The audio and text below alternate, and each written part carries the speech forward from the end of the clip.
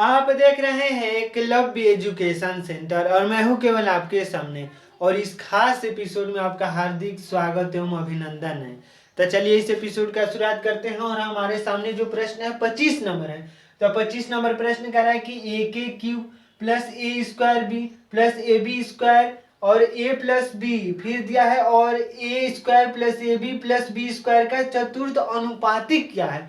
यानी हमें इस प्रश्न में भी चौथा अनुपात पूछ रहा है। जब ऐसे प्रश्न हमारे सामने आ जाएंगे तो सबसे पहले हम इसको अनुपात में लिखने की कोशिश करेंगे। तो जैसे हम इसको लिख सकते हैं A square plus A square B और plus A B square plus A B square. हम यहाँ पर हम अनुपात यानी रेशियो ए प्लस बी लिख सकते हैं। और यहाँ पर और है तो हम प्रोपोर्शन की साइन लगा देंगे। फिर ए स्क्वायर प्लस ए बी और प्लस बी स्क्वायर। और जो चौथा अनुपात पूछ रहे हैं तो हम मान लेते हैं कि चौथा अनुपात x होगा, क्योंकि अगर हमें चौथा अनुपात के बारे में कुछ भी नहीं मालूम है तो यहाँ पर x की हम कल्पनाएं तो कर ही सकते हैं। तो यहाँ पर हम मान लेते हैं कि जो चौथा अनुपात है x है। इसके बाद अगर हम करना चाहेंगे तो A square plus A square B plus A B square.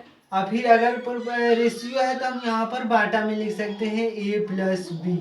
और प्रोपोर्शन के साइन के जगह पर बराबर ए स्क्वायर प्लस ए बी और प्लस बी स्क्वायर। तो बी स्क्वायर हम लिख सकते हैं और यहाँ पर एक्स लिख सकते हैं। अब यहाँ पर जैसे ही एक्स की जब बातें करेंगे तो एक्स यहाँ पर अगर ला देते हैं तो एक्स बराबर हो जाएगा ए स्क्वायर प्लस ए बी और प्लस बी स्क्वायर। और यहाँ पर ए प्लस बी है तो यह गुणा हो जाएगा, तो यहाँ पर हम ए प्लस बी लिख दे रहे हैं। फिर यहाँ पर अगर बाटा में लिखने की कोशिश करें तो बाटा में हो जाएगा, यह जो डाटा है बाटा में चला जाएगा एक्स के स्थान पर। तो यहाँ पर हम ए के cube plus A square B plus है तो प्लस ए बी यहाँ पर लिख दिए हैं। फिर हम बराबर में लिखेंगे तो A square plus A B और प्लस बी स्क्वायर। तो बी स्क्वायर ए बी है तो हम यहाँ पर ए प्लस बी।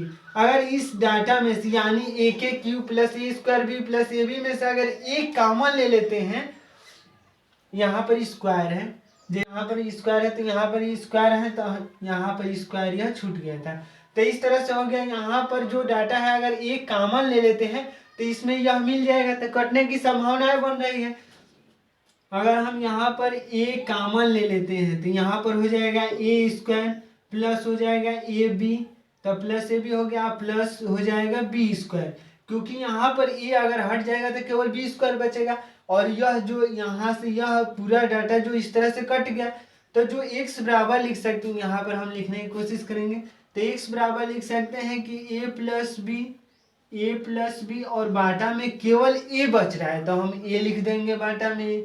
अगर इसको और मॉडिफाई करना, अगर इसको आगे की प्रक्रिया अगर मान लीजिए अगर ऐसे भी लिख सकते हैं कि इसको अगर हम ए कॉमन लेते ए में ए से जो भाग करेंगे तो ए हो जाएगा और यहाँ पर जब बी में ए से भाग करेंगे तो ए हो जाएगा।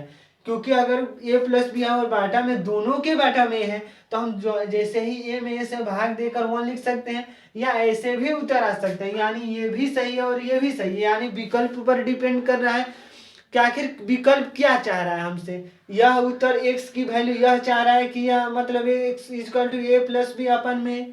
तो आइए एक बार विकल्प को देख लेते हैं।